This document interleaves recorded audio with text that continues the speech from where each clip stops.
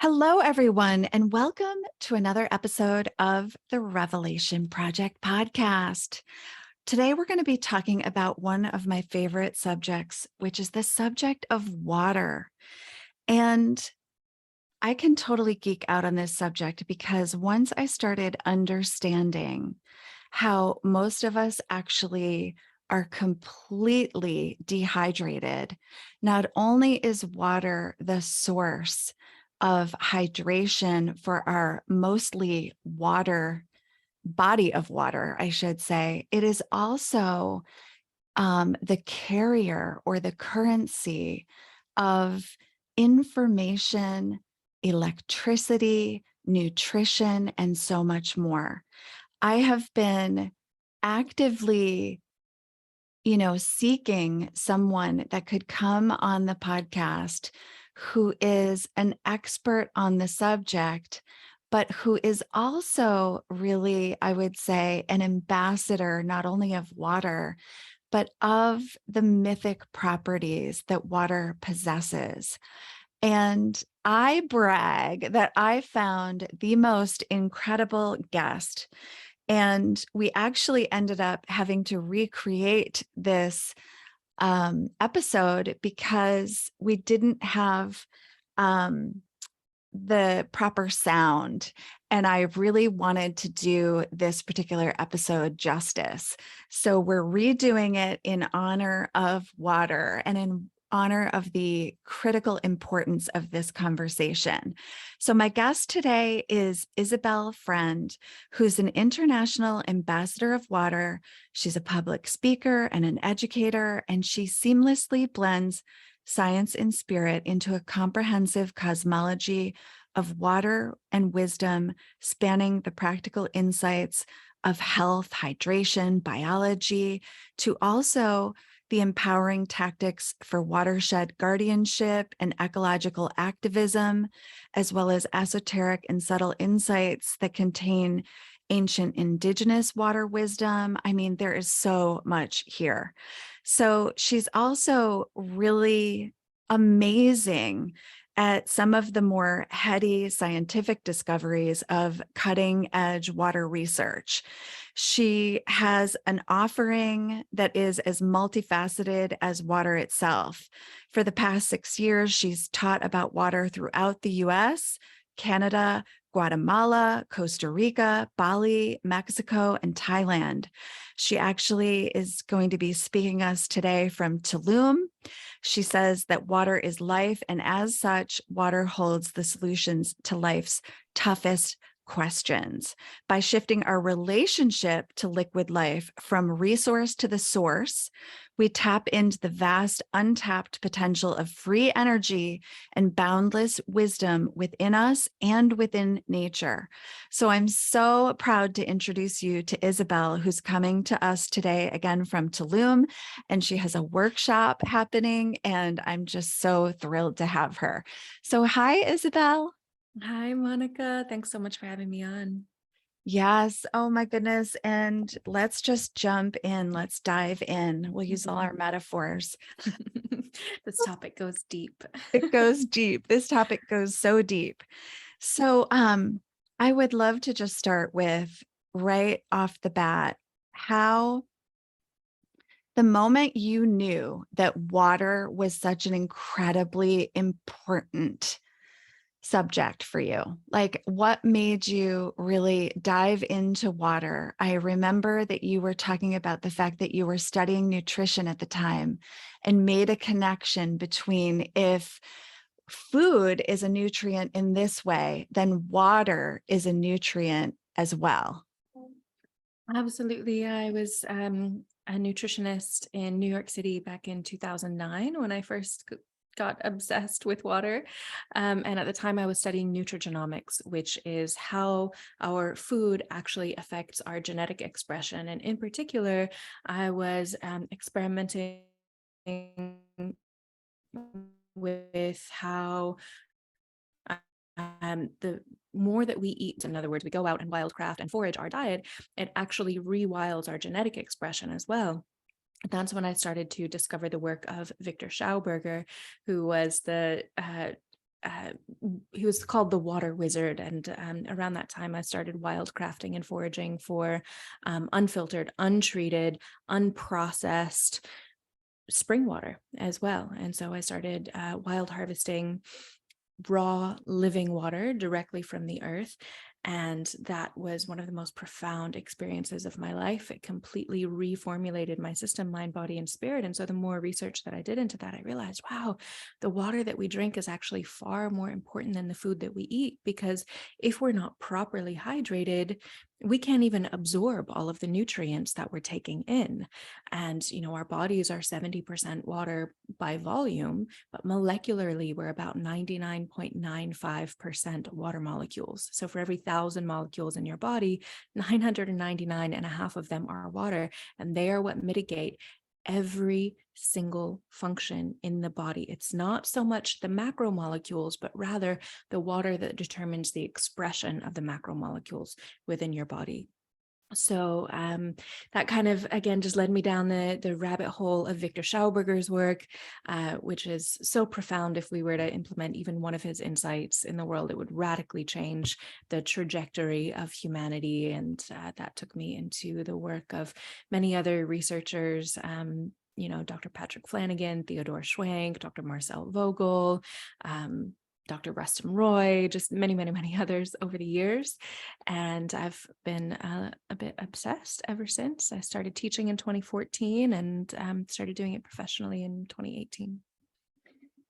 Obsession, the obsession is such the indicator, right? Like the passion that we've found our purpose, and, that this really has become the work that you embody in the world. And I couldn't think of a more powerful expression of your brilliance when I think about the importance of water in our bodies. And just in the very short time that you and I had our conversation, it has impacted me at such a deep level, because I do think, especially for my listeners and those, who are actively seeking to understand how to come back into wholeness, including with our health, that this becomes a critical part of that puzzle. And it's like so refreshing, again, back to the metaphors, but truly to begin to kind of like, it's almost like my body, as soon as you start talking about this, it lands as truth. It lands as this electrical resonance that comes up in me that says, yes, like this is true. This is like what I've been missing. And this is what my body actually already knows. Absolutely. Water is the single unifying thread between pretty much all systems of medicine, East and West. And the longer I've studied hydrobiology, the more that I can see that it is really the mediator between the physical and the quantum, between the human and the heavenly. And so it is the water within our bodies that dictates the spectrum of frequencies that our cells have access to, and also the quality and the coherence of those frequencies as well.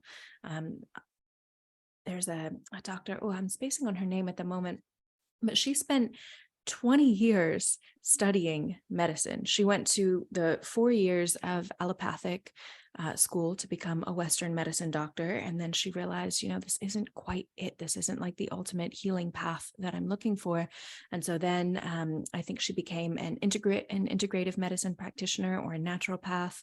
I'm forgetting her exact journey, but basically 20 years she was in school. And she even recognized that, okay, actually all of physiological illness first begins with the mind and the emotions. So then she began to study psychology and various forms of psychological healing. And in the end, after all of that, she came out and said, what no one ever tells you in any of these schools of medicine, and what it took me 20 years as a healer to recognize, is that it all comes down to the water. All of it, all of your Mhm. health is mitigated by the water, because water is life, and it is 99.95% of us. Um and this is just shown, it's borne out again and again and again in various studies when it's actually looked into, which, hydration is very rarely actually given the credit that it deserves as the foundational pillar of health. But Dr. Batman Gellage, for example, he cured countless people of so many, just such a wide spectrum of illnesses, solely using hydration protocols. And he devoted his entire career to tracing the pathology of how every single illness can actually be traced back to various states of dehydration at their core. Even, psychological illnesses. There's Dr. Sarah Van Anroy in Colorado, who she treats all of her patients first and foremost with a hydration protocol. And she's found that even in cases as severe as bipolar disorder, hydration is as effective and sometimes more effective than pharmaceutical medicine. Even in things like COVID, there was a study that was done by, it was a collaborative analysis done by Harvard researchers and researchers at, I believe, Arizona State University. And they said that based on their research, they concluded that hydration was the primary factor in determining overall COVID susceptibility and overall COVID outcomes. And, once you start understanding hydration, it's really not surprising at all to see that in the case of any disease, because we tend to think of hydration as just how much water are we drinking? Are we drinking enough water? And that is why about 100% of the population suffers from unintentional chronic dehydration without even realizing it, because hydration, believe it or not, actually has very little to do with the water that we drink and how much water we drink. Yeah. Oh my God.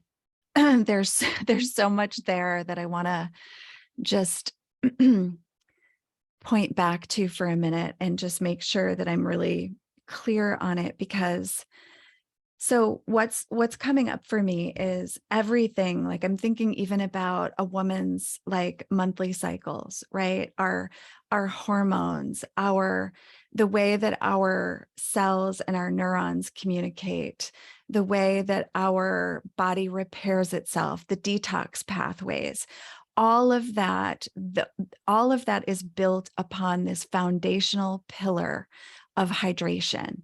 And how hydrated we are really determines how well we are, how quickly we can recover from illness, how quickly we can expel toxins from the body and come back into wholeness.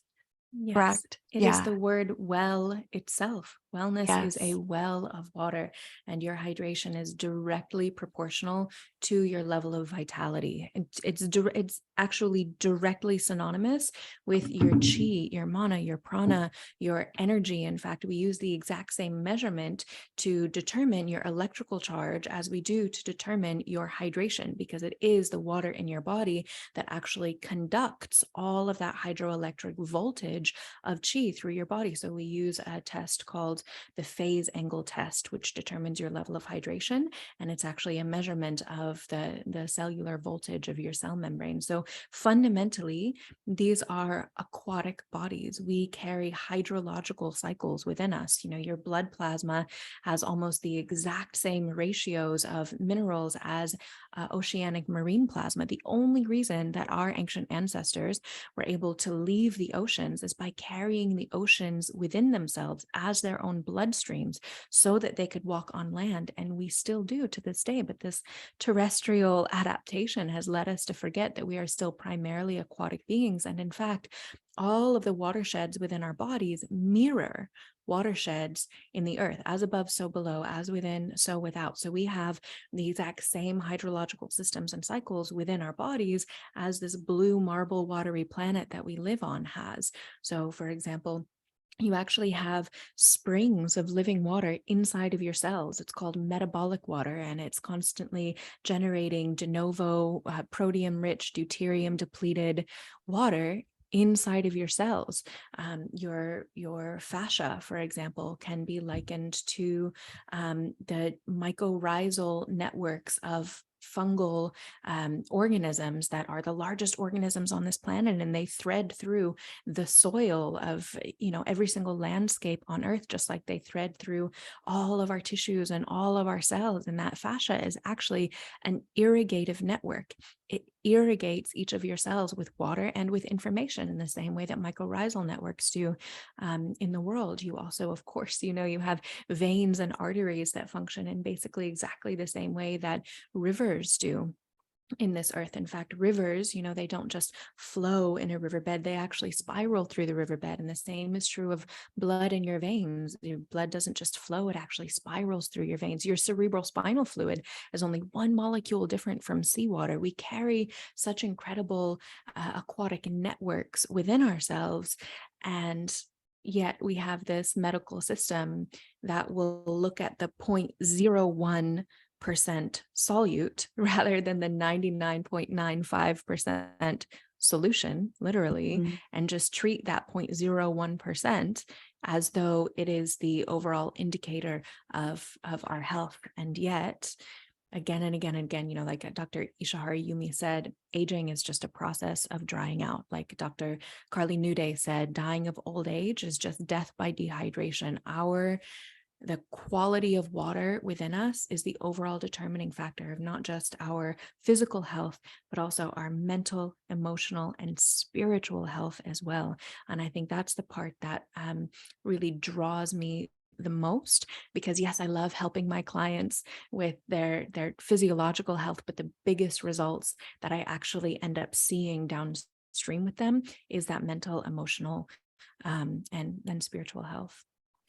Yeah, let's dive in a little bit more to spiritual health. But before we do, I want to go back as well, as you were kind of talking about the micro rhizal networks and, kind of like as above, so below, and this and the soil. And I kind of love that it as we kind of go from outside the body to inside the body, the soil and the soul, right? It's like the soul of the earth and the soul of our bodies, right? The soil of the earth and the soil of our bodies Mhm. is like this play on words that, again, I think is so important for us as we're kind of listening to you, Isabel, to make this very important distinction and connection to the fact that we are made of matter and the mother, the earth, and that so much of our systemic health, right? It's like it literally is. I'm going to go back to the card we pulled, the mirror. It is the mirror. And when I think about how the conduit of water, like the divinity of water, if you will, right? That there's this way that when we tap into water, we also tap into one of the biggest mysteries, Mm. one of the most miraculous, subjects that we could ever hope to, um, explore, that continually yields all of this fascinating information. And this is where I was going to lead us, is that there's also so much territory to be explored as it relates to kind of like terrain theory and health. And as we interact with other human beings, how we literally, just as women come into community with others and we start to cycle together, I think so much more happens in that same vein with the waters of our bodies as we interact with other bodies of water, where we're literally transmuting and transmitting a currency between each other that really is profound. I'll just say that. That's my theory. And I just am gonna, I know you're smiling because you're like, of course. And I'm like wanting you to dive in there for a bit. Yeah. Absolutely. So there's a property of water that's called epitaxy or transference, and it refers to the fact that when you have going to bring anything incoherent that's in its field into a higher state of coherence. So this is one reason, for example, why we use something like an analemma wand, which contains incredibly highly coherent, highly structured water.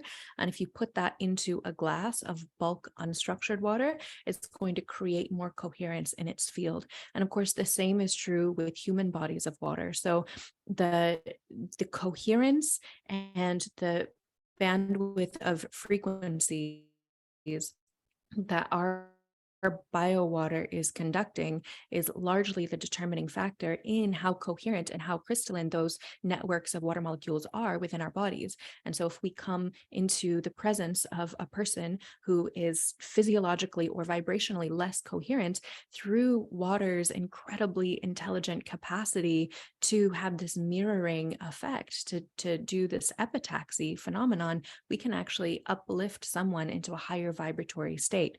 So when you are extremely coherent as a body of water, you become a physically healing presence. You uplift the bodies of water that you swim or bathe in. You uplift the water that you drink and that goes back into the watershed. You uplift the bodies of water that you're around, that you hug. It's this really beautiful phenomenon. And at the same time, I want to add the caveat that oftentimes it is overestimated. Like, for example, if you just put a crystal in your water, that's not necessarily going to give it a whole lot of. And crystals, while if you have already highly structured water, they can help the water to keep its structure, they don't generate a lot of de novo structure. It really just depends on the kind of crystal and that sort of thing. So somewhat related to what you were saying, but also kind of a tangent. And actually, now that we're on this topic, I'm realizing that there might be some people in the audience who aren't familiar with the term structured water. So maybe I should go over that a little bit. Yeah, I would love to. I Mhm. also want to point out that you're cutting in and out a little bit. Okay. So I don't know if it helps if we turn off our video. I don't know if it will make like Okay. the, Yeah, that will the, probably help. yeah, it might just be like we're taking too much bandwidth. Okay.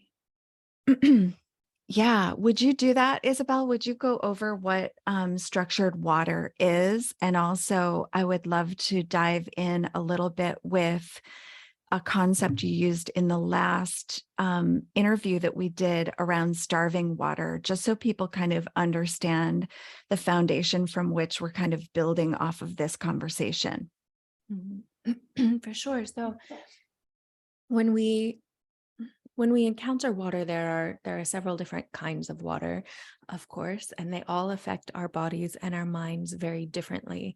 And so the healthiest water for us is going to be living water, water that carries life force energy. But the only way that it's able to coherently conduct that kind of energy is if there is strength within the hydrogen bonds in the molecular matrix.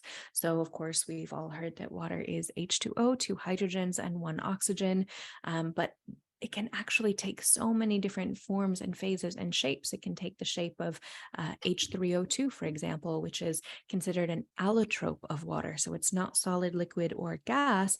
It's this third thing that's determined by the way the molecules come together. So these hydrogens, they bond together in various kinds of relationships, various kinds of connections, van der Waals bonds, electrostatic bonds, et cetera, et cetera. And I really think of that as being like relationships in a community, because based on how close they are, it determines how they can communicate, what kind of information they can communicate. And the stronger those bonds are, the more coherent the entire matrix of the community of molecular bonds. So, for example, Dr. Rustum Roy uses this great analogy. He says, bulk water, unstructured water, which is the water that most of us are familiar with, the water that most of us drink, it's like an alphabet soup. If you think of the molecules as being like letters in the alphabet, it's just random, it's jumbled, it's chaotic. The hydrogen bonds are forming and breaking apart billions of times per second. There's no time for them to snuggle up and talk to one another. Whereas there are an infinite number of unique geometries and patterns that are possible when they come together in coherence and in symmetry. And that it has the capacity of carrying all the information and all the memory of literally the entire history of the universe. Water is the vessel of memory. In fact, the word mem itself means water. The word remembrance means to call forth from the waters again. And so, going back to the alphabet analogy from Dr. Roy, that would be like all of the sonnets of Shakespeare can be held in just 26 letters. Well, we just have, three little atoms that come together in these molecules. Um, and they form basically these crystalline patterns. So if you look at the definition of a crystal, it's basically just anything uh, whose constituents are in an organized and repeating pattern. And so, what are the properties of a crystal? Well, a crystal can receive, amplify, transduce, transmit, and store energy, vibration, and frequency. Well, when water is in this crystalline state, it has all of those same capacities. It can receive, store, amplify, and transmit energy, vibration, frequency. And that, in fact, is such a huge part of its dharma on earth. It's the way that it is able to conduct life. But it's very important to realize that when we say water is life, it's actually more accurate to say that living water is life. And, I used to use the term dead water. A lot of people use the term dead water for things like tap water, bottled water, reverse osmosis, distilled, all of these kinds of just industrial waters, highly processed waters, bulk unstructured water. But I actually think it's more fair to say that it is not dead, but comatose. It's very sleepy. It doesn't have access to its consciousness. And I say that because all water can be revived. All water can be brought back into its healthiest natural state.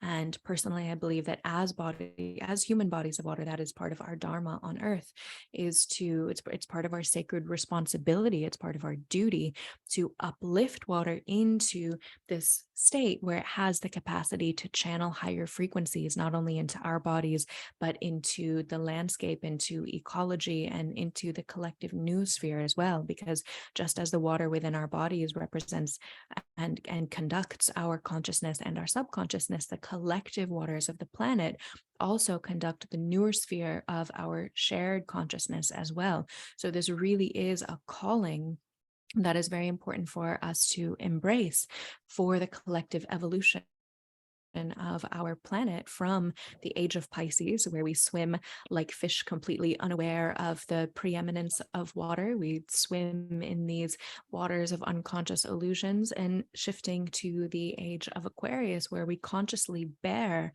the waters of life, the waters of consciousness, and we understand the integral role of water in creating the hologram of reality, in basically being this primordial mirror that becomes our fate and our destiny. What we do to water, we do to ourselves.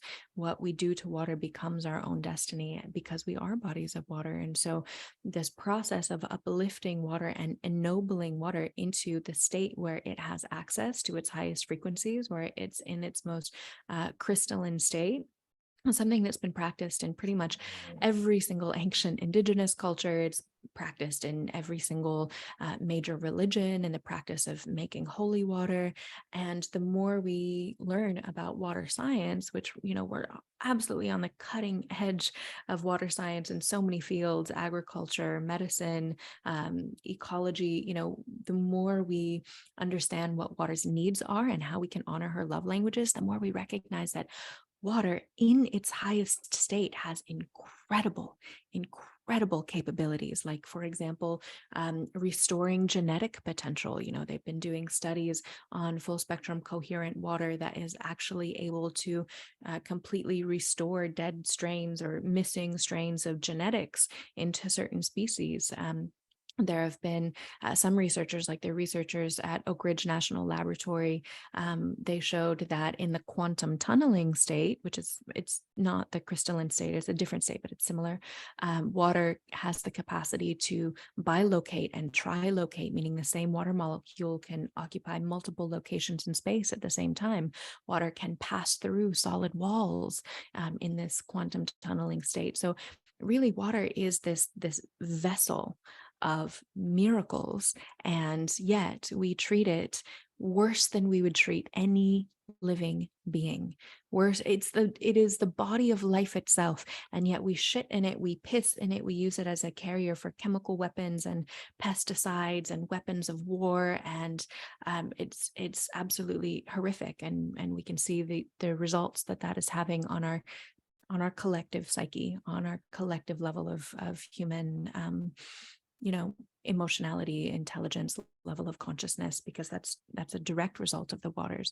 So it's important not only to recognize the vast range of water's versatility, but to become personally involved in that process of evolving and awakening water. Because when we awaken water from that state of being comatose, we awaken our own consciousness as well.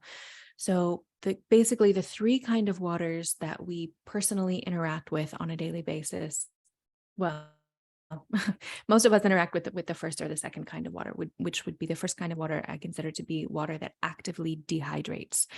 Most people don't realize that water can physiologically dehydrate you. This would be what we call an immature water that is an aggressive solvent. It's water that is hungry. It's had everything robbed from it. It's had all of its minerals stripped from it. It's had its microorganisms taken from it. It has no coherence in the structure, and so internally it's just very chaotic. There's no symmetry, there's no connection, the molecules feel isolated. And this kind of water, like for example reverse osmosis or distilled water, can actually leach minerals from your body over time. And because you're a body of salt water, mineral depletion is actually a form of dehydration. The vast majority of people around the world, especially in the United States, actually suffer from some form of mineral depletion related dehydration.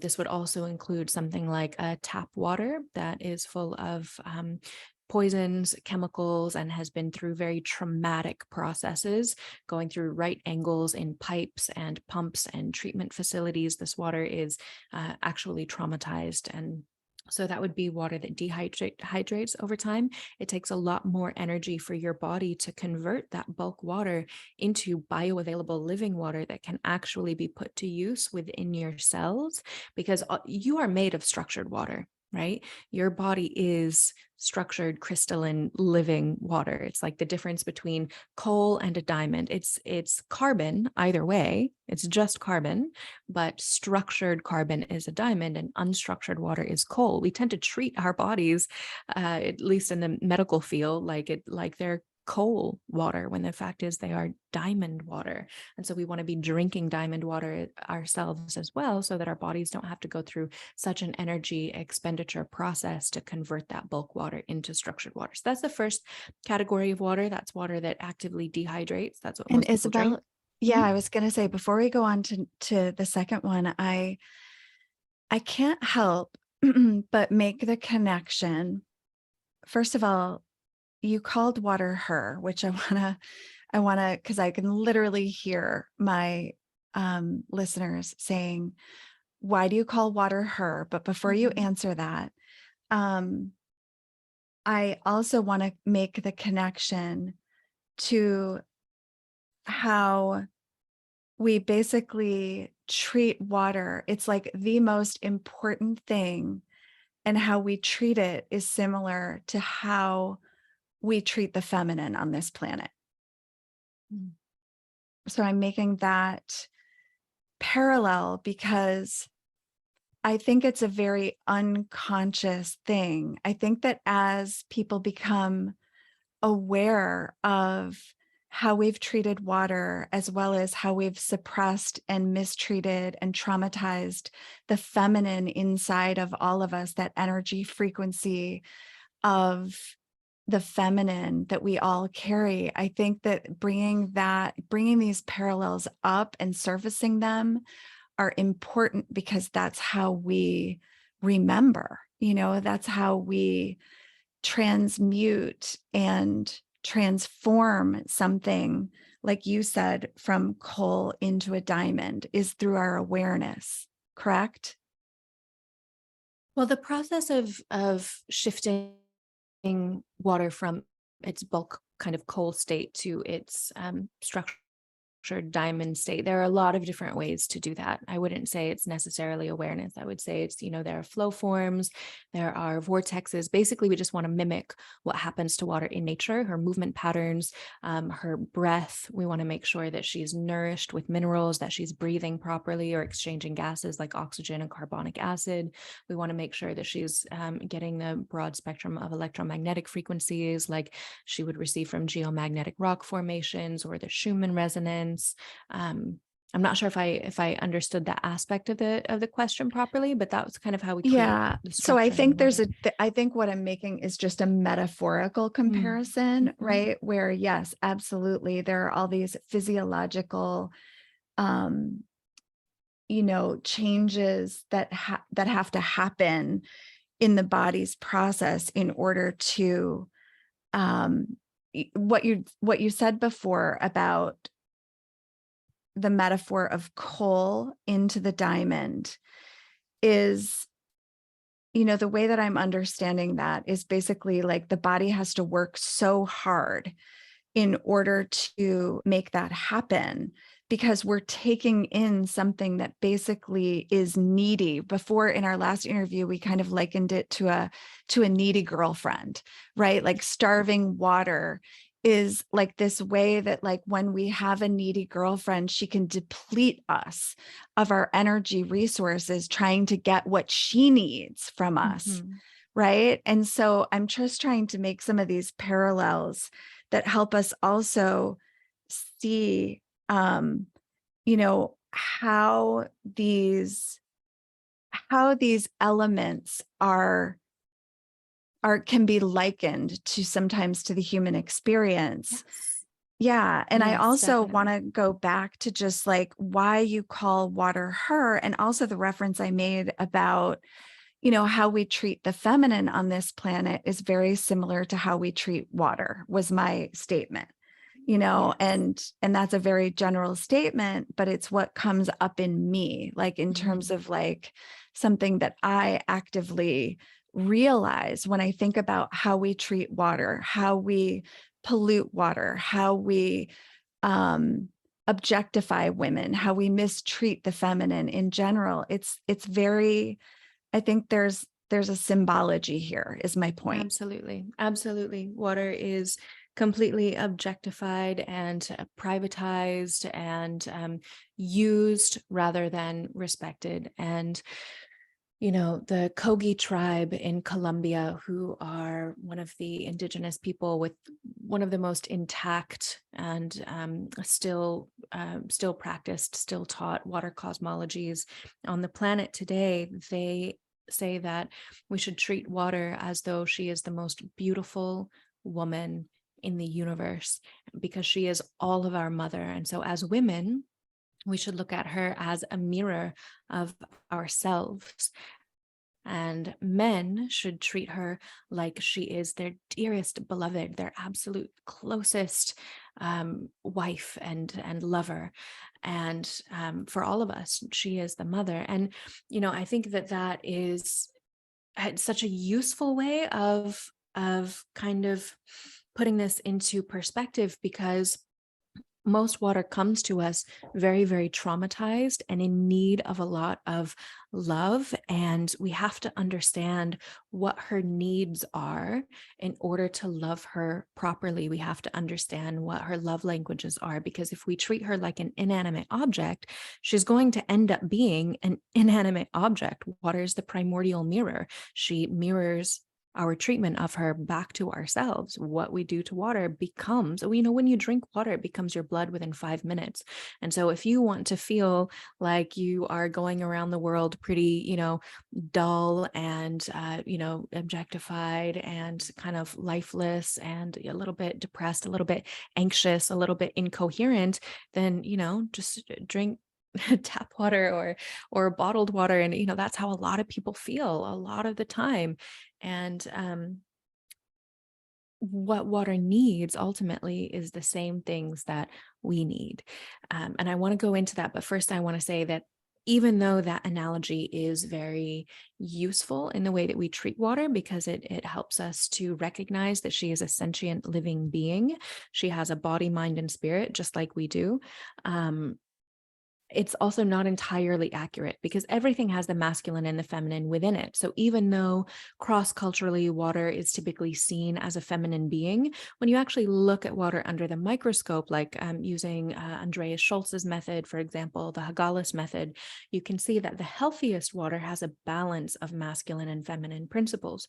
So extremely feminine water would be under that with that particular method under the microscope would be like circular multiple circles, whereas a very masculine water, you see this a lot in tap water, would be basically nothing but right angles. And so what you actually want to form a well-balanced crystal is you want the roundness that allows the crystal to have this radiating hexagonal shape, and you also want the angularity that allows the crystal to have the rays that come off of it. If you're imagining a snowflake right now, you can kind of see that it's both round and angular. So the balance of the masculine and feminine is actually what we ideally want within the healthiest water.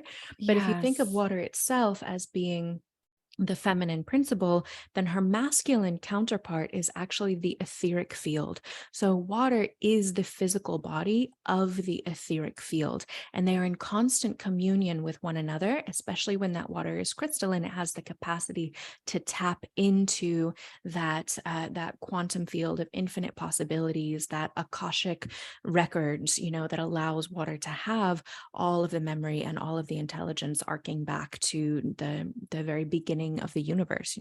A fluid was actually the first thing in creation. We can see that even dark matter, they just discovered recently, even dark matter was born from nanoclusters of water molecules. Everything comes from water originally. So I tend to think of it as like water has a body, mind, and a spirit. The body of water is what we can see and interact with. It's the solid, the liquid, the gas.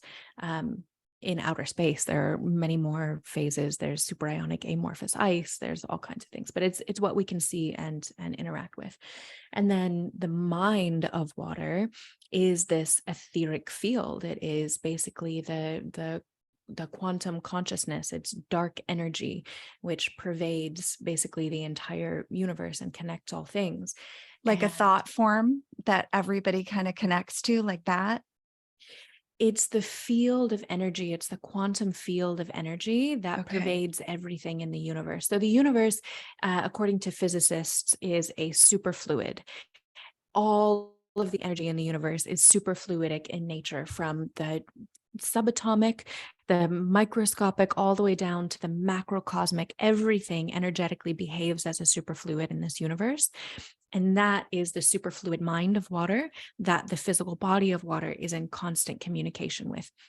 We really need an expanded definition of water so that, when we speak of it, we're actually speaking of its entire being and its entire capacities. Like if I'm speaking to you and I say, hey, Monica, I'm not just talking about your body, I'm talking about your mind and your spirit as well. I'm talking about all of you as a whole being. And yet when we talk about water, we're pretty much just talking about the physical body of water, because people don't realize that it is in connection with the quantum field, with the Akashic records. And so And the same, and I love what you're pointing to, because in the same way, when we're talking about health, we are always talking really about, if you're holistically talking about health, you're talking about the mind, body, and spirit.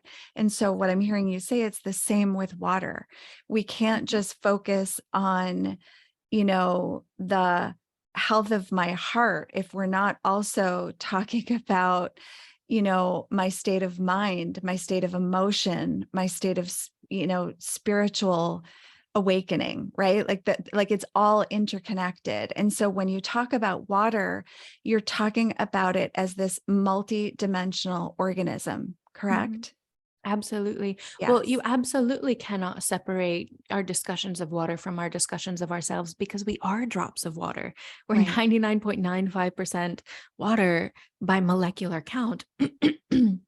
We are entirely bodies of water. And if you're talking about the health of your heart, what is the purpose of your heart physiologically? It is a vortex. It is one long muscle, and each of the cells in it are made of 70% water by volume, 99% water by molecular count. And so it is one long muscle that is actually spiraled in on itself so that it can act as a vortex.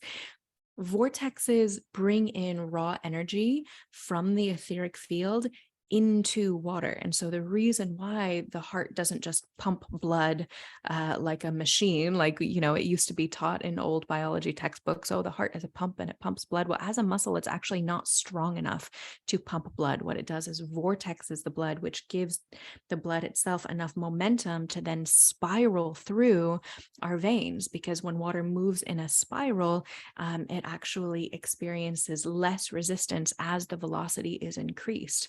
And so even the dynamics of the energy of our heart and the coherence of the energy of our heart is directly parallel to the health of our bio waters.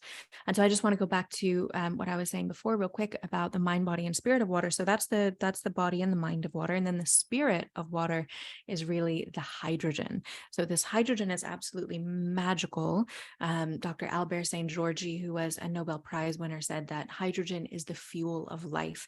And it is absolutely true. It is pure energy itself. In fact, the more that I look into water in ancient indigenous teachings, water in teachings around the sacred mystery schools, water in the teachings of the mysticism sects of various religions, and even in the scriptural teachings of the major religions themselves, I'm seeing again and again that hydrogen correlates pretty much directly to all of the descriptions that were given of what's been called the Holy Spirit. So hydrogen, different forms of hydrogen, make up about 99% of the universe. So the spirit of water, I mean, hydrogen itself literally means hydro, water, and gen, creator. So it's the creative force of water, makes up about 95% of our universe, 95% in the form of dark fluid, which they're discovering that dark matter is actually an S state form of ionized hydrogen, and also of our visible universe. It's about 75% of the visible universe. So it's all totaled hydrogen, the creative spirit of water. Hydrogen is 99% of the universe that we live in. It's this incredibly magical substance that when you start to unlock its capacities in water and even within our bodies, you recognize that this is what gives water its multidimensional nature. Because if we're talking about protium hydrogen, which is the ideal kind of hydrogen that we want the most of. When you're talking about deuterium hydrogen, you get really dense, you get really 3D. It has an extra neutron. It cannot mediate between dimensions. It's associated with all kinds of diseases. It slows down the body. It increases the aging process, et cetera, et cetera. But with protium hydrogen, it's one proton and one electron. And that electron is always dancing and playing, and it'll flit around and kind of do its own thing and then come back to the proton. So when it's just a bare proton, when the electron is off doing its own thing, the best understanding that we currently have for what a proton even is comes from Nassim Haramein and a team of other physicists who have said that a proton is actually a tiny black hole. And so it's this subatomic black hole that is being opened up for just picoseconds at a time inside of water that is communing with the very heart of the universe. It's in constant communion with the source through this transdimensional black hole into which information and energy is pouring, and out of which coherent information and energy is coming. And so the amount of hydrogen and the quality of hydrogen, both in our body water and our drinking water, is very, very important to these higher states of spiritual awareness and interdimensional conductivity, states of prayer, states of meditation. Not only for the hydrogen that's in it, but also for the photonic energy that's in it. So you could consider this to be kind of the soul of water. So we've talked about the mind, the body, and the spirit of water. The soul of water then is actually light. It is actually light. So for every 1 part matter in a water molecule, which is the hydrogen and the oxygen. And when we think about a water molecule, we think about just hydrogen and oxygen, right? We all learned that a water molecule is H2O. That's actually the matter that's in it. But for every 1 part matter, there's a trillion parts photons, a trillion parts light particles, a trillion. If you had 1 trillion seconds, it would be over 30,000 years. That's how big a trillion Wow. is. So water is literally liquid light, but its ability to translate that light energy into 3D and into biological systems and bodies is proportional to its coherence. Okay. Wow. So that's a very tangential and rabbit trail way of saying, yes, she is a being. Yes, let's treat her like she is a sentient living being and is in fact our most close ally, our most intimate relationship that we will ever have. She's literally closer to you than your own breath in every moment of your life. And she is always hearing and seeing and perceiving every subtle thing about you and your environment, consciously and subconsciously. And because water is life, when we start to facilitate this communion and really tend to this relationship with care and consistency, just as with any relationship in our lives, the more care and consistency we put into it, the more it starts to unfurl and unlock these different dimensions and different secrets open to our awareness. And it is a very deep and profound communion that's possible. Yeah. So, what I'm hearing you say too is the more that we offer it care and consistency, the more it will reveal. Yes. The more it will unlock and reveal kind of the knowledge, the wisdom, the mystery, the life force, the health, the vitality. And I also come back to this point, which was my only real understanding of the importance of water when I reached out to you. And then you have, of course, exploded that into a quantum realm, was Emoto's work, which is I'm going to circle back to just the fact that this is why when we speak to ourselves harshly or we speak to others harshly, we literally change the molecular structure of our bodies because the water within us believes these words that are being spoken to it over time, right? That it actually has the ability to create this chaos within ourselves to begin to interrupt the neurological coherence within our bodies and disrupt and distort the way that we see ourselves or others. Like there's so many connections here. Like it really starts to, it's like we talked about going off on this tangent, but I also just want to acknowledge that this is where your brilliance is so obvious to me, because you have this way of taking this very scientific, esoteric subject and helping us make sense of it with the metaphors that you're using, with the language you're creating for it. And I just so appreciate all of it. Thank you. Yeah, it's my pleasure to share. I just get so I just feel so honored to get to share this with people because I've seen it change so many lives for the better. And it certainly has done so for mine. And what you're saying absolutely is true about the way that water responds instantaneously, in fact, faster than the speed of light, to every thought and emotion that we have. And that our bio water actually responds presynaptically, meaning before we even have a thought in our minds, our bio water responds first. So it is far more intelligent even than we are, and we can even see that from a vibrational hierarchy perspective that it has a higher vibration.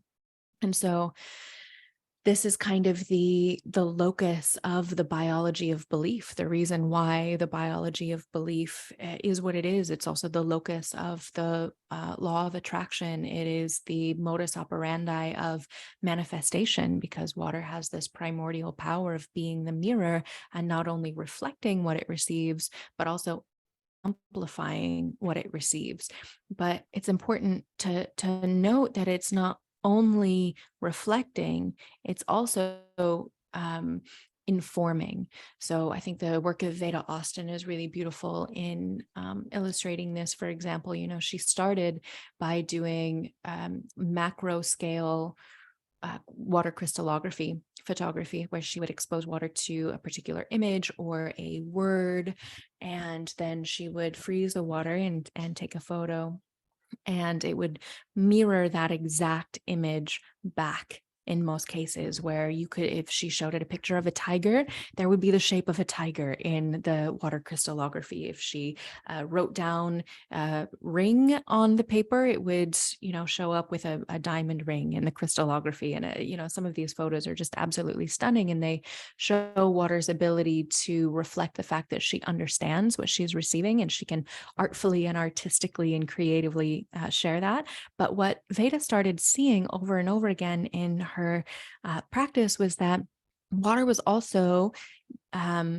repeating certain kind of symbols or certain shapes over and over again. And so she started to consistently record these, and eventually developed what she calls a system of hydroglyphs, which is basically one of the many ways that water is proactively communicating with us, proactively trying to get our attention and intelligently share information with us.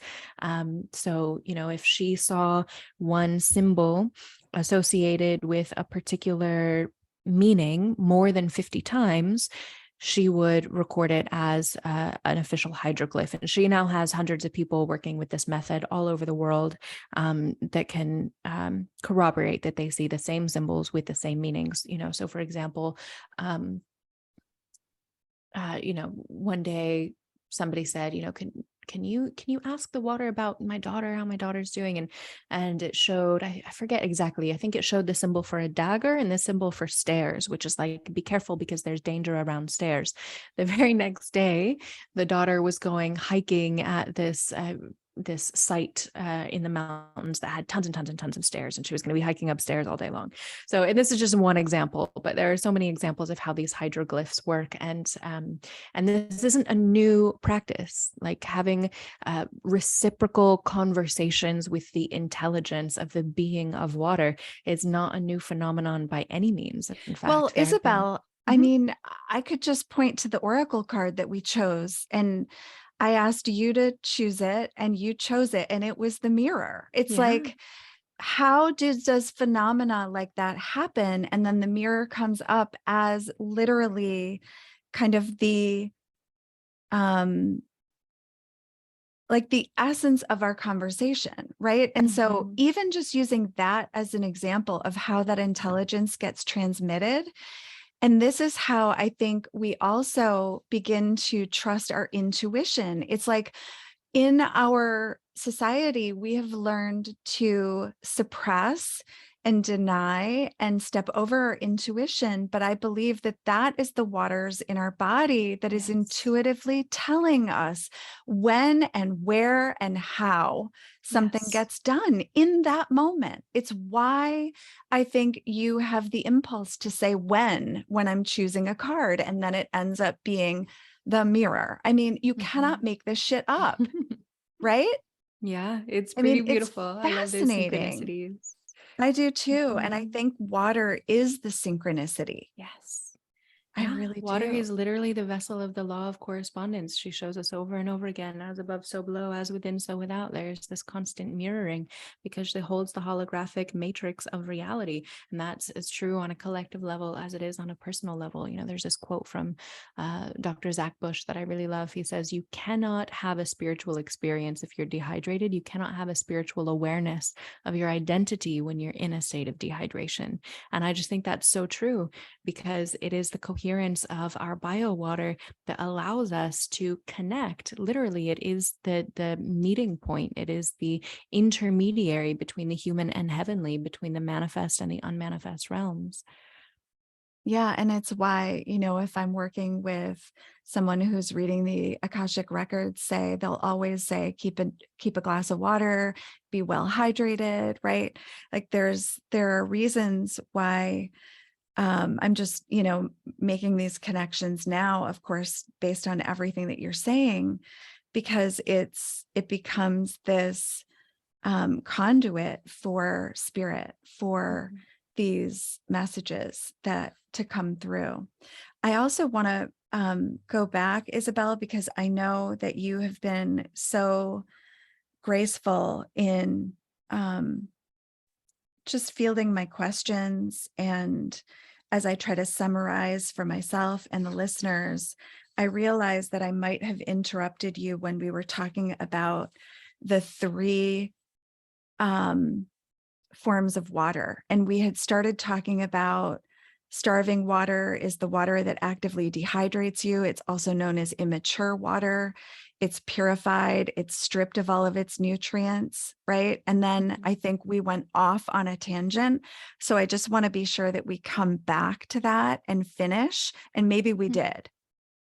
No, we didn't. Yeah, so that's very astute. Let's finish that. And then I'd also like to give people an idea of, at least briefly, how they can kind of bring their water back to life again and what water's fundamental needs are, how we can honor her and take water that is immature and dehydrating and turn it into more hydrating, bioavailable living water. I love that. Okay, let's do it. Okay, awesome. So yeah, a hungry water or what hydrologists call an aggressive solvent. It's aggressively going to dissolve things because it's hungry. Um, would be like a reverse osmosis or distilled. Even the World Health Organization warns against drinking reverse osmosis and distilled over the long term because of things like diuresis and heart disease. They're just industrial waters. They're nothing like water in nature. And so if you're drinking that, there are better options. There are definitely better options available. So that would be water that dehydrates. I would also put tap water into this category of water that dehydrates, because, for example, the chlorine within water can create a little mini genocide of the microbiota, the microorganisms within your intestines. And those are fundamentally aquatic organisms. And your gut microbiome diversity, without getting too much into the details right now, is a huge factor in your hydration. It's a huge part of the hydration strategy. And so, not to mention things like fluoride can disrupt cell to cell signaling, and water is the mediator of cell to cell signaling. And so, those would be dehydrating waters. Speaking of water, just a sec, I'm going to take a sip. Me too. I hope everyone's getting thirsty listening to this. And then the second type of water would be water that satisfies thirst. So this would be something like a bottled spring water in glass. Now, please know that anytime you see spring water in the grocery store, 9 times out of 10 or 99 times out of 100, it's actually not spring water. The industry law to have the laws changed so that they can drill a borehole down into an aquifer, pump up the water, and still label it spring water. So it's usually still just well water if it's labeled spring water in a store, but nevertheless, it's more natural. It still has been put through processes, usually UV or something like that, but usually it will have a higher mineral content, a higher TDS. So that will be a little bit more hydrating for you. It's usually still not structured, but it does have more of a mineral content. So your body will absorb it and put it to use much more easily. Well water would fall into that category. Or, if you take water and you add some electrolytes to it, that would fall into that category. That's the kind of water that can satisfy thirst. But then there is a third kind of water. And this is where the magic begins. And it's really a spectrum.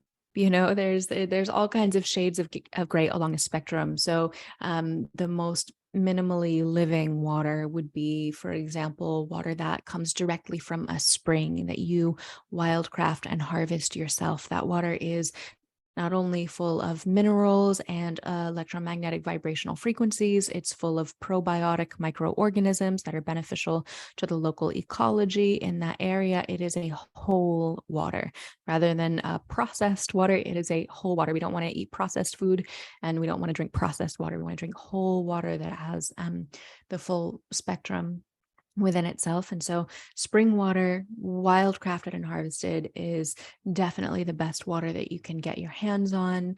And you can go to findaspring.com to find it. And it is literally liquid life being born from the earth. It's a powerful pilgrimage to go and harvest your own water. I highly recommend it for everyone for innumerable reasons. I mean, there's also just the esoteric qualities of really stepping into physiological, mental, and spiritual sovereignty, because the water you drink becomes your blood within 5 minutes. If you are drinking tap water, you are paying the government for your bloodstream.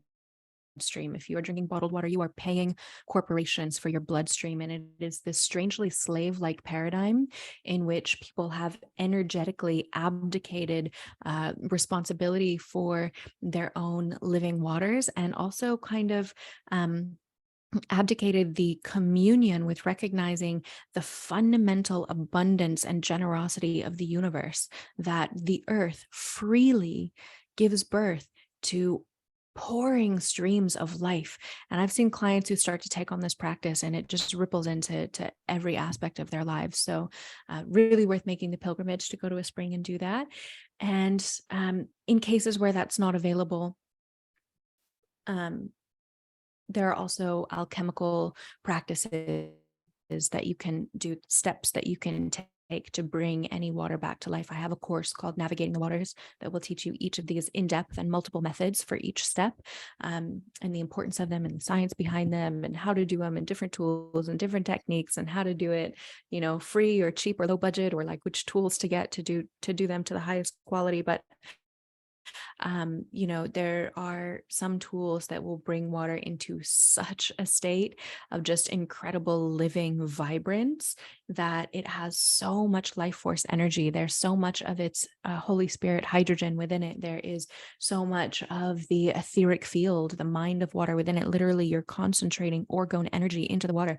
There is such a coherent level of structural crystallinity that the water literally becomes slightly more viscous. And this is kind of the difference between water that you'll find at springs, like general springs, that you probably have closer than you even realize to your own home, versus spring water that you would find at really sacred sites. Like, for example, in Lourdes, France, the spring that is at Bernadette's Grotto, pilgrims have been journeying to that spring for hundreds of years to be cured of all kinds of illnesses. It's considered one of the miracle springs of the world because it has such incredible healing capacities.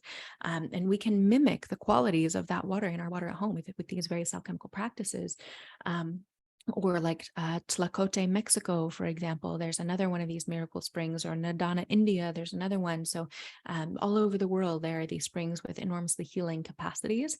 And so when we actually take on this practice of ennobling water, there's really no end to how versatile water is, or how much goodness and vibration water can take on. And I just want to also, in the same breath, really caution people about a lot of the fads and the misinformation and the woke water trends that are out there, because there's a lot of swag on the market. There's a lot of stuff that seems really cool and actually doesn't really work that well. Like Kangen water, for example, I do not recommend that people electrocute their water. That's just, it's not a good idea. But What there's about, and there's a Isabel, like lot of things. Brown's water? Brown's gas water is good. So that's a type of Brown's gas is a type of water plasma, and it's great as long as you channel that gas into a secondary container of drinking water, and you're not doing the process itself on the initial water. Oh, Yeah, you but Brown's gas cut can out. be great. Sorry, Sorry. you just cut out with that part. I didn't get that. You said something about Brown's gas, as long as you have a separate container.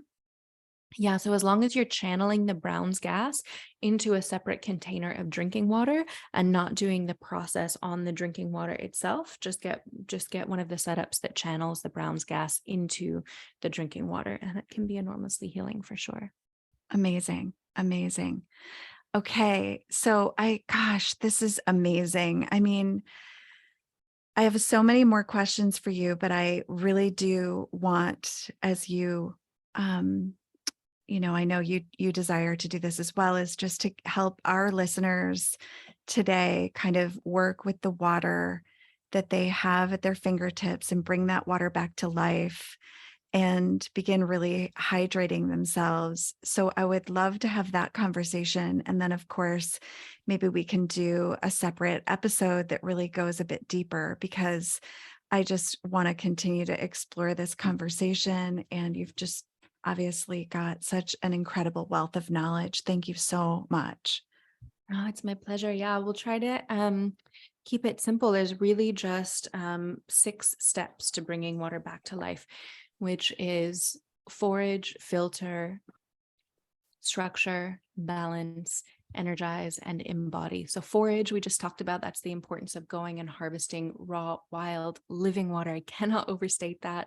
All of the rest of the steps are just in the case that you don't have access to a spring for whatever reason, or you are temporarily away from the spring that you normally harvest from. So, if you are not drinking fresh, raw, wild spring water, then these are the steps that you would do to bring your water back to spring quality: filter, structure, balance, and energize and embody. So filtration, I think, speaks for itself. Actually, let me just say there is only one tool that will do all of these steps. So I've been teaching these steps since, gosh, probably I don't know, 2016 or something like that. And then it was just about a year ago that I finally came across a product that will do all of these steps for you, because otherwise you have to do each one of them individually. Well, there's some overlap.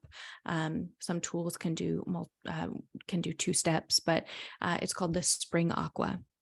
So the Spring Aqua will filter, structure, balance, energize, and suffuse your water with really high therapeutic doses of molecular hydrogen without electrolysis. It's what I personally use. It recreates the geology of the water in Bernadette's Grotto at Lourdes, France. So it literally recreates Lourdes water underneath your sink.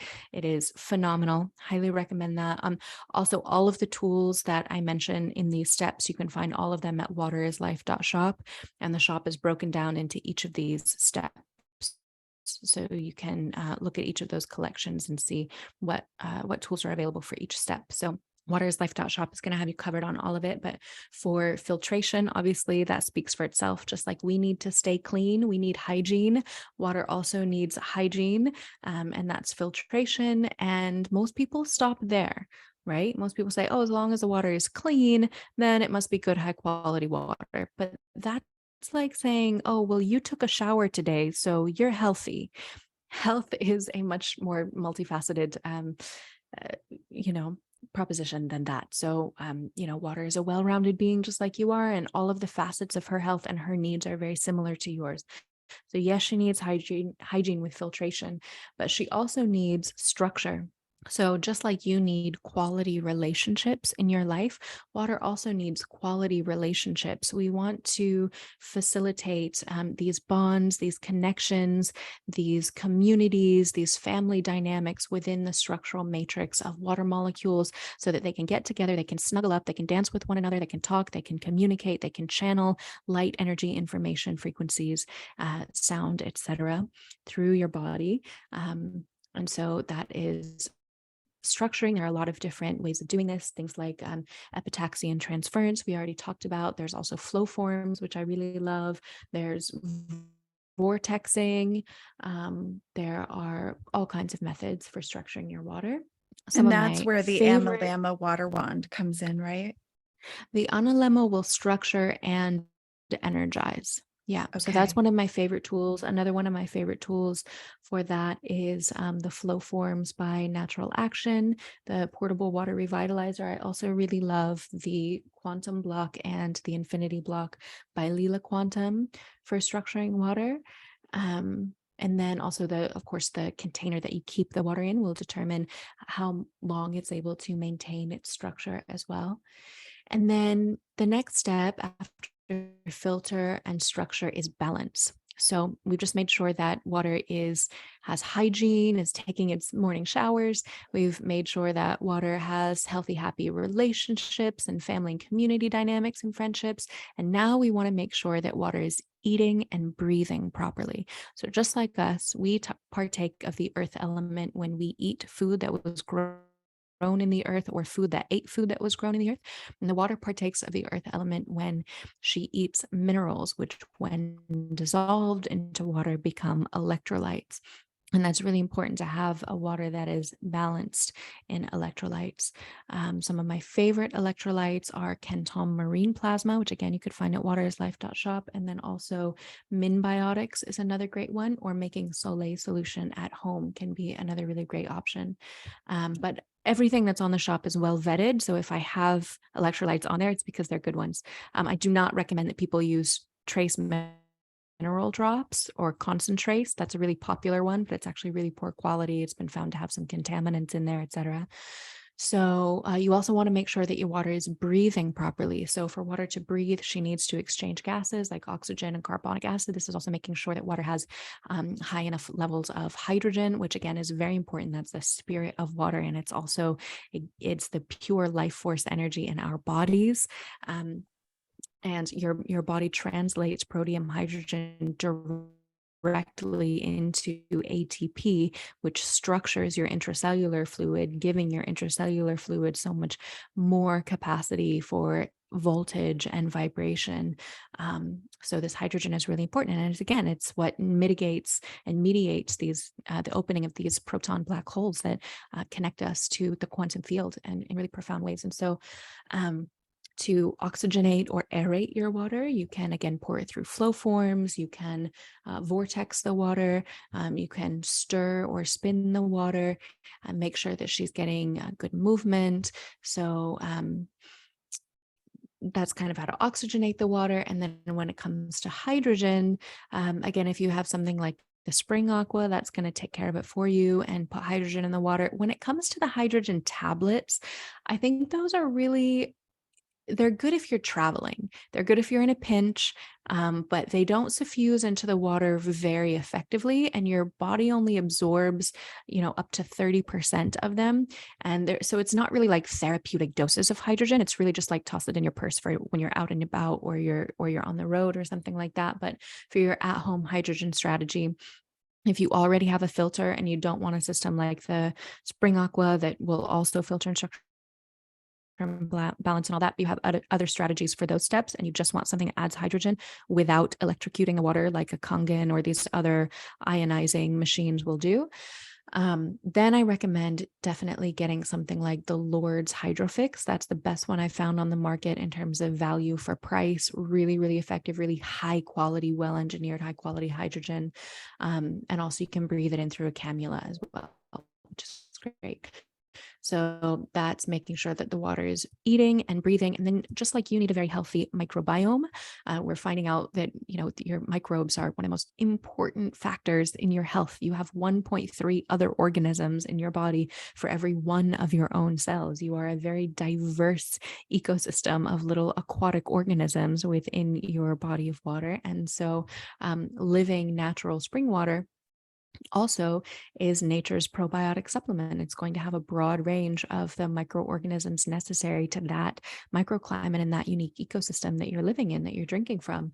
And so to restore that to water, I've actually only found one or two things out there that can restore that to water. One of them is called Kelby Ceramics, and the other one, I forget what it's another form of EM ceramics actually. So again, you can find those on waterislife.shop. So that's the balance step. And then energize is the process of maturing water.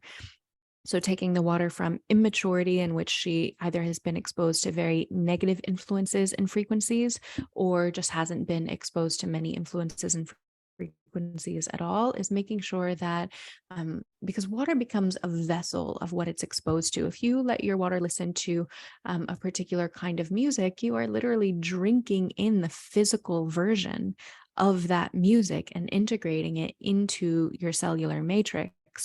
And so we want to inform water intelligently with what we want to be made of. And there are a few different, there are actually many, many ways of doing this: praying over your water, singing to your water, leaving your water in the moonlight overnight, letting your water listen to the sounds of birds outside in the trees, like water would listen to in nature. All of these steps are just to mimic what happens in nature. Electromagnetic field frequencies like magnetism, for example, will inform the water energetically.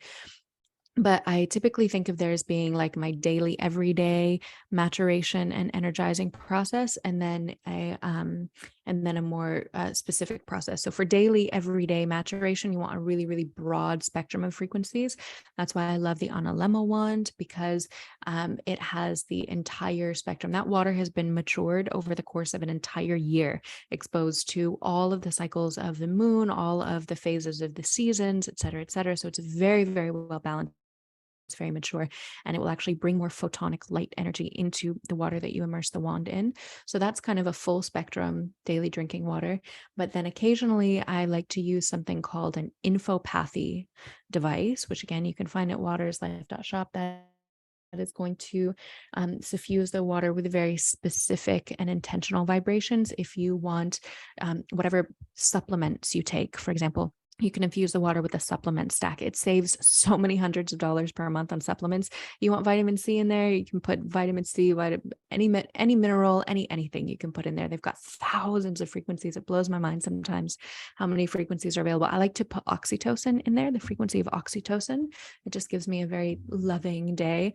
Sometimes before I go on a podcast or I sit down to write or create a course or something, I'll do a stack of nootropics, alpha GPC, different brain support things. And I mean, they have everything. They've even got DMT and ayahuasca and different entheogenic compounds that you can suffuse into the Wow. water. It's really vast. So that's energizing. And then the next step after that, so we've got filter, structure, balance, energize. And the last step, which is actually the most important step, even though it's the last one, if this was the only one that you did, it would still be um, probably enough, is embody. And that is making sure that your cells are actually primed to receive the hydration. Because if you are not absorptive, or your body isn't putting the water you drink to good use, then it really doesn't matter how much you drink. It's just going to pass right through you anyways, right? And this is actually, this step right here is the main reason why most people are dehydrated. Yes, because they're drinking dehydrating water, but mostly because our lifestyle practices are constantly dehydrating us. It's been said, I think it was Dr. Tom Cowan or Dr. Zach Bush, one of the two, that said that we're living in a desert without even realizing it, because everything we do on a daily basis in the modern Western lifestyle is drying us out. And that's why we have such chronic rates of disease in the Western world. Our diets are drying us out. Sitting is drying you out. So your movement practice is what determines how well your fascia can actually irrigate your cells. It's what determines how your lymphatic fluid is able to flow.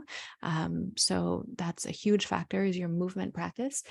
If you're sitting in heating and air conditioning all the time, that's going to dehydrate you. Most pharmaceuticals are dehydrating people. The diets that people eat are dehydrating them.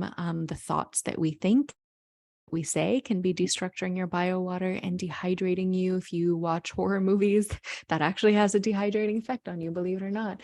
But one of the biggest influences that I see in this sphere, and the first one I would recommend that most people look at in terms of embodiment, is electromagnetic field exposure. So if you are in the presence of strong man-made EMFs, your body literally cannot absorb the water that you're drinking, because it shorts out the voltage at the cell membrane, which mediates the osmotic flow of water in and out of the cells. It can also cause your gap junctions to resonate at the wrong frequency. If you're around Wi-Fi routers, if you're on your phone all the time and you don't have any EMF protection around those things, that is absolutely going to impact your level of hydration and therefore your level of health. So that's the first thing to look at for most people. Okay. Wow. I mean, it sounds probably overwhelming to most people, but I also want to just say that to our listeners today that I think as we kind of sit with this information, this is certainly what happened to me from our first conversation, Isabel, was just really starting by going to um I forget the website you said, but it was like livespring.com, right? It was Findaspring.com. findaspring.com. And just starting to look at what did I have around me? What could I order, online that could just start? Because just remember too that anything that you're going to start implementing is an improvement. And I loved how you had just said, even if we were to just pay attention to 1 or 6, right? Number 1 or number 6, um, that there's a way that we can start realizing that by making subtle changes over time, we can begin to actually improve our health.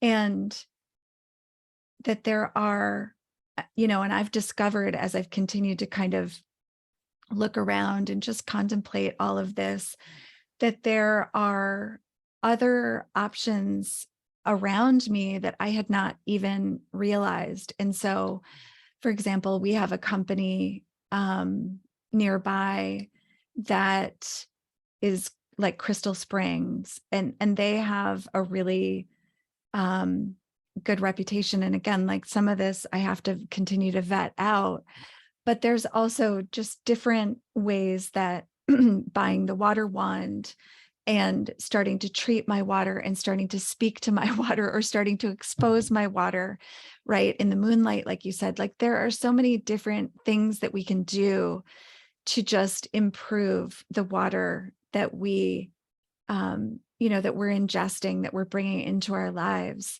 And just again, beginning with that awareness, but starting to actually take steps toward really bringing this through this 6-step process, and whatever steps we can bring to it in the meantime, is all of that is going to be helpful. I Yeah, just it's baby steps. Nothing happens overnight. You just start with where you are, start with what you have, start with what feels approachable. Also, I offer one-on-one consultations with people to come up with personalized hydration strategies that fit their budget and their lifestyle. So if you feel overwhelmed and you're not sure where to start, just book an hour with me and we can look at, okay, what is your current level of hydration and what's going to be like the minimum dose, most effective things that, we can bring into your life to make an impact. And, I want to again reiterate that because hydration is the cornerstone of physical, mental, and emotional health, that even though it seems really overwhelming because it's all new information and we haven't considered hydration in this way before, it actually, in the long run, really simplifies life. Because instead of having so many different strategies and so many different practices and so many different like angles that we're looking at things from, and so it's like we are bodies of water, and it's that simple. And water affects everything, yeah. everything in our lives. And so instead of going to, this healer for this and that practitioner for that, and I'm not knocking any healing modality. Ultimately, it's like Dr. Carly Newday and others have said, any healing modality that is effective, if it actually heals you, it does so by affecting your bio water. And that's true Mhm. of any healing modality. But I'm just saying, if you address the water first and the hydration first, it really does simplify things in the long run. So instead of buying a ton of supplements, you're like, okay, well, am I actually hydrated? Instead of running out to your umpteenth therapy session, you're like, oh, am I actually just really anxious and stressed out because I'm not hydrated? It's, Yeah. it really simplifies things over time. I absolutely love that you brought that up because it is so true. It's looking at, water again through this different lens, and also looking at kind of that overall return on investment over time. And of course, that investment is impacting us on that whole entire um, system, mind, body, and spirit. And so it really has been so helpful to just have this conversation, to understand what we can each do to empower our water, to love our water, to bring our water back to life. And Isabel, I just want to acknowledge you again for just your incredible wealth of knowledge. You are truly an ambassador and a vessel for this work. And I just really honor all of the just incredible work you've done on behalf of all of us, because you really have made this information so much more palatable, so much more accessible. And I just want you to know that I appreciate you from, my deepest heart over here. I'm just feeling so inspired by everything that you've shared with us today. So thank you, thank you, thank you. Oh, thank you so much, Monica. It's been such an honor and a pleasure and a privilege to come here and share with you. And I always love getting to connect with you. I mean, this is the second time we've we've had a conversation about water, but I always so enjoy getting to connect and chat with you beforehand as well. You just have such a beautiful and radiant and authentic energy, and I so appreciate the way you bring that through and all of these amazing episodes that you bring to your audience. You're really rippling out just incredible healing into the world with what you're bringing through with this project. So thank you for all that you do as well. Thank you. And I also know that you have a retreat coming up. We are going to Yes. air this particular episode very soon, like actually probably next week. So I don't know if it will be in time, but I do want to offer you the opportunity to plug it here with our listeners, because you do have 4 spots available. And also, I think you're going to probably be doing it again. And I think my listeners would love to know what you're up to with these water retreats. Yes. So we have 4 spots available in the villa currently, but there are other lodging options. So by the time this airs, if this airs next week, there probably will still be a few spots available for people. And it's going to be so nourishing. We have so many incredible offerings lined up. So it's going to be February 3rd through the 8th, 5 days in Tulum, Mexico. We're going to be immersing in the sacred waters of cenotes and doing Mayan water ceremonies and doing Janzu underwater body work and doing underwater ecstatic dance in the pristinely blue waters of the Riviera Maya. And we're also going to have ice baths and temazcals, which are both forms of hydrotherapy. We have an incredible underwater photo shoot planned. We also have this amazing alchemical experience of balancing your inner waters and inner fires by literally holding the element of fire in your hands as you're immersed in the water. We have daily yoga practices. And of course, I will be teaching, and in particular, I'll be teaching on the more esoteric and spiritual aspects of water mysticism, water scripture, ancient indigenous water wisdom teachings. It's going to be a really profound experience and the perfect way to kick off 2023. So I definitely hope you'll join us. You can find all the details at waterislife.love/Yucatan-retreat. Oh my goodness. I'm just like, sounds so amazing. Okay. And for my listeners, I will be sure to put all of these incredible links in the show notes. And until next time, more to be revealed. Oh my gosh. Thank you so much. Yay. We did it. We did it. Yay. I didn't take a look at the time when we started recording, but it was probably like an hour and a half. Yeah, I think we Okay. did. And hopefully you're okay. Like, are Oh you yeah. okay? Good. So I have a personal quick question for you, because I, of course, after realizing, after we spoke, I was like, oh my gosh, I have to like, fix this. But I have a water distillation. It's one of those like that you run it at night. It gives you a vat of like water in a glass thing, right? But then it needs to be treated, right? And so I just grabbed the things I've been treating it with, so that's the Himalayan salt. Okay. Yeah. And then I don't know, but I have the water wand. I got that through your website. Mm-hmm.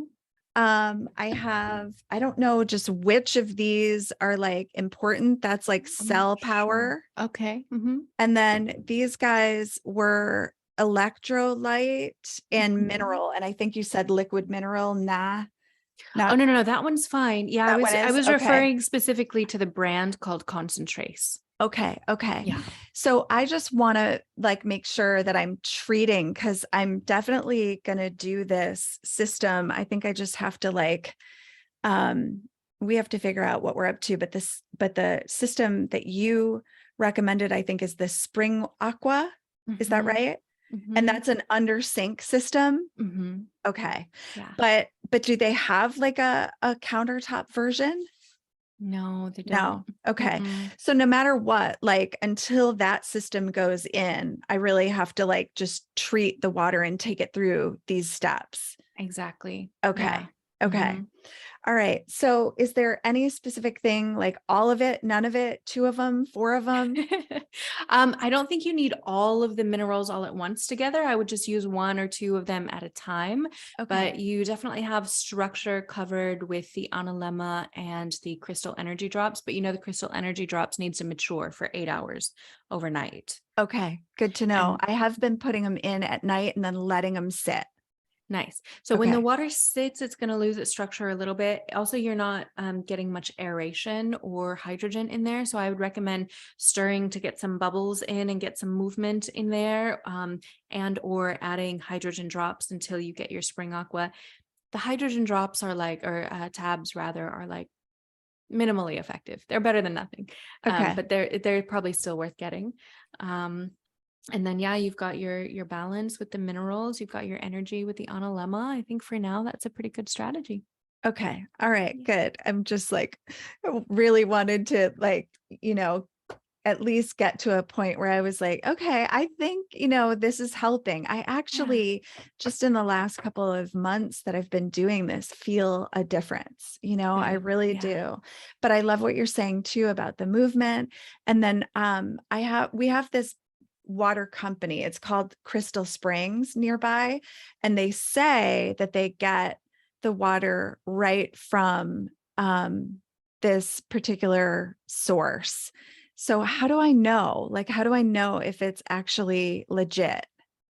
Well, even if they do, if it's a small local company and It they say is. that it's just directly from the spring, I mean, I would probably call and ask them, is there a borehole? Is it, is any of it pumped up, or is it directly from the spring head? But even so, they're still going to treat that spring water with something like UV, for example, which scrambles the DNA of any organisms that are in there, or some of these other methods. So it's still going to be somewhat processed, but it's definitely good to start with. So you'll still want to take some of these steps again afterwards to bring it back into structure. Okay. But Okay. it's a much better starting point for sure than the distilled. Well, and so it actually sounds like maybe that's a better way to go before I get the spring aqua is to actually get that water and then treat it. See, you never know when it's from these companies. It could sit in the bottle for a really long time. It just sits in these plastic bottles. They harvest it and then it goes to a warehouse, or it gets like shipped to a store, or it, it's not the same as like going to the spring and drinking the moment that it's born. Like it just arrives fresh as a newborn and then you drink it. Like that's kind of a different, just the structural difference is massive. Okay. Okay. Mm-hmm. So I mean, it's really, you're right. There's like probably some sketch there. But it also Well, is not like, sketch necessarily. It's pretty common practice. I would say it's a good starting point from which to begin to do the alchemy. And then if you have the spring aqua, then that's really all you need. okay. Okay. Mhm. So good. Oh, yay. Thank you so much. Awesome. I'm so close. Even as you were like talking about the retreat, I'm like, what if I just went right from Prague to Tulum? Come and join us. It would I be amazing to have you. know. Well, do what works best for you and your spirit and your timing and your energy, but it's definitely going to be a nourishing and rejuvenating thing. And maybe after the stress of bringing your daughter and letting her go, it'll be good to integrate in the waters a little bit. I know. Okay. I'm going to call my friend Libby and just try to see if I can like literally just without thinking too much about it, just like jump on board. And I still have the link. So it's good, right? I just have to like figure out what's left. And then she and I could do one of those 4 spots. Exactly. Yeah. Okay. Did I put you in touch with Una before?